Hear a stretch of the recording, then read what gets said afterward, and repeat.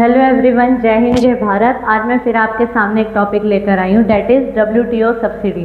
WTO क्या है? World trade organisation, जिसका पहले नाम हुआ करता था GATT।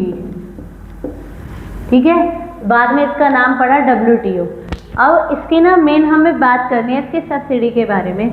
ये कौन सी सब्सिडी जारी करता है, इससे किसानों का बहुत बड़ा टॉपिक जुड़ा हुआ है इस सब्सिडी से। ठीक है, तो हम इससे बात करते हैं। पहले ये कौन सी सब्सिडी जारी करते हैं? Green box subsidy.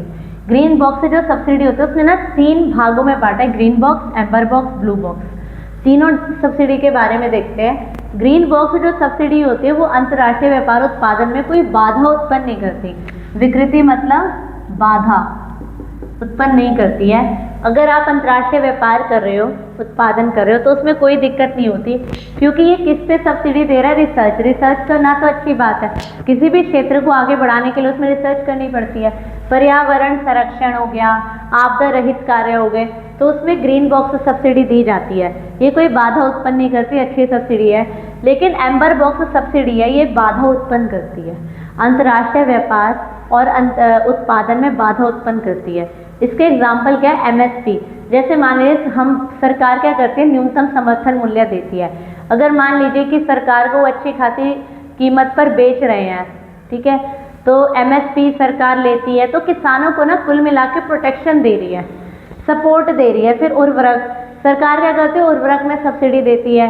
जैसे खाद सरकार को 150 की पड़ रही है, किसानों को दे देगी मान लीजिए 100 रुपये की।